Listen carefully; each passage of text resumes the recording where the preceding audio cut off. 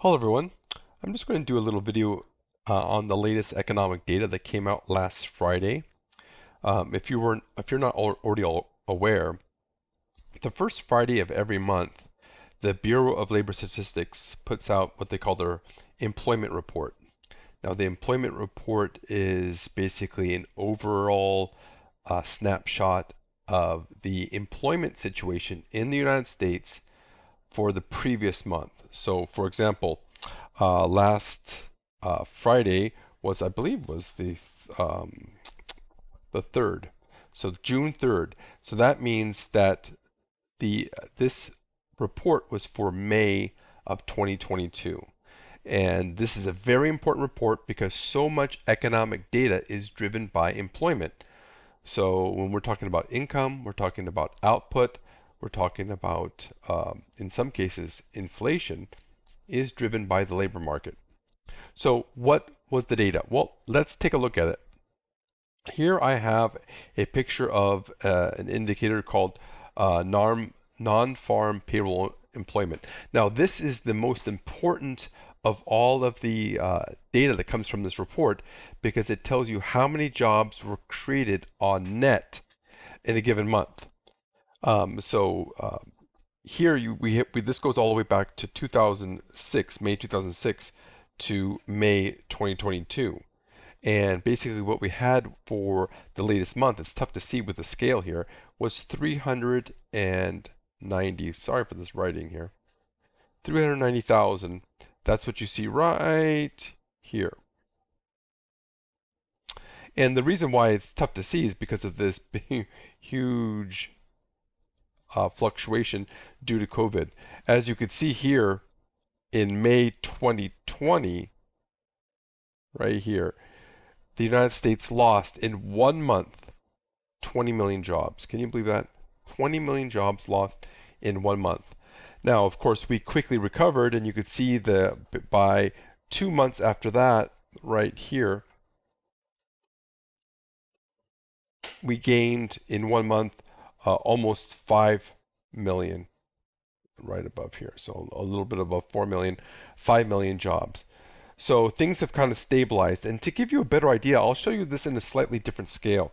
Let me go to, now this is the same data, except it's only going back to July 2020. And so we've avoided the big spike during COVID. And you can see here, this is the latest data right here. This is the 390,000 jobs that was created in 1 month. Now, what I want to draw your attention to is this. I'm going to draw a straight line, and I'm going to draw it at 200,000. Now, why am I doing that?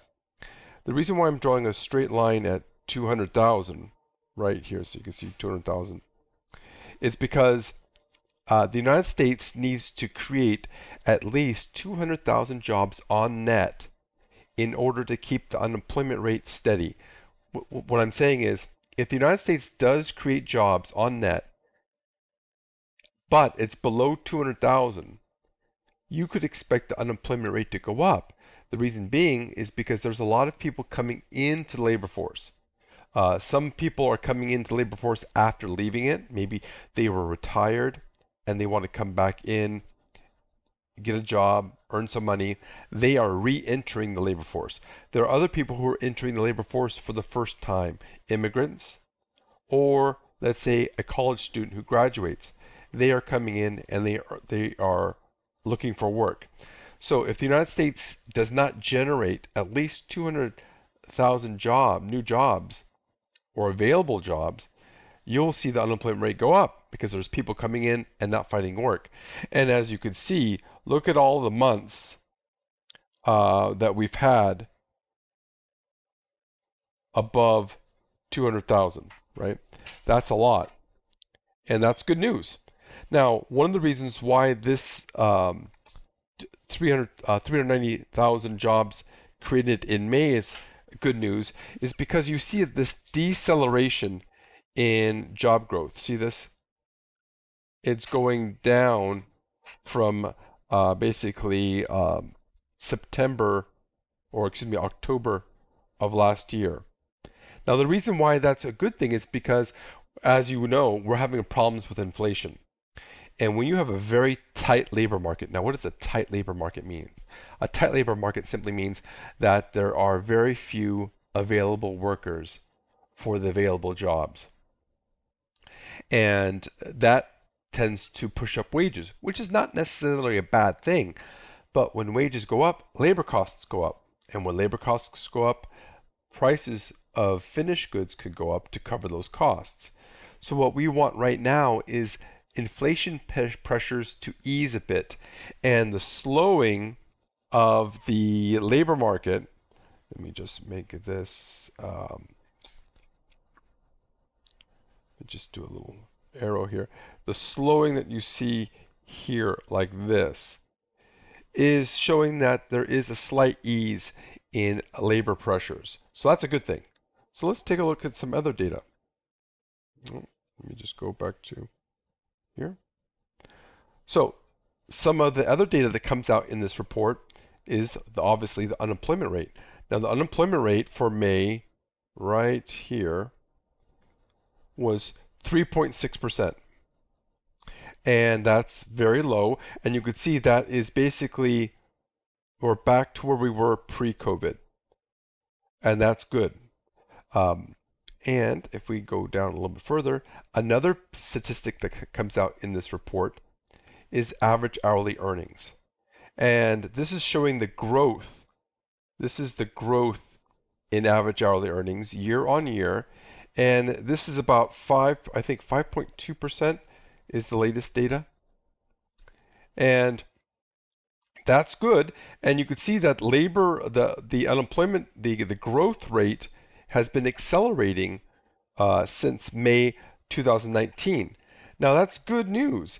The bad news is inflation has been growing faster than average hourly earnings. So that means in real terms, workers are basically losing ground because their pay increases is not enough to cover the increase in the average price level.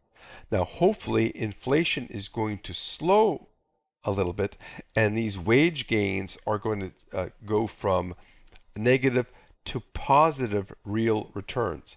And I'll be covering a video very soon on inflation. So the other thing I want to draw your attention to is let's look at some of the data right here.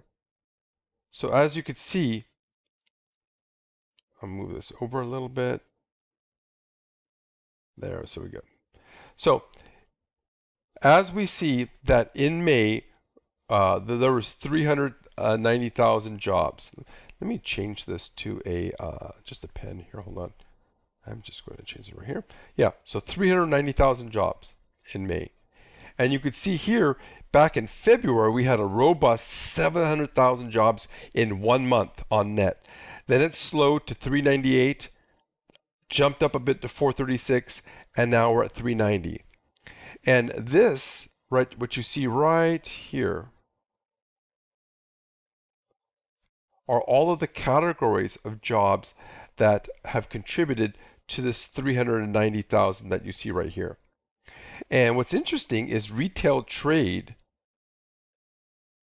was the only one that showed a decline. It showed a decline of 61,000. That's interesting. All of the other categories showed increases. So the good news, robust job creation. Even better news is job creation is slowing, which should ease inflationary pressures. So please keep a lookout for a new video I'm going to be putting out on the latest inflation numbers. I look forward to hearing your comments. So please place them maybe in the comment section below, or if you're in one of my econ classes, put them in the Q&A forums. That's all for now.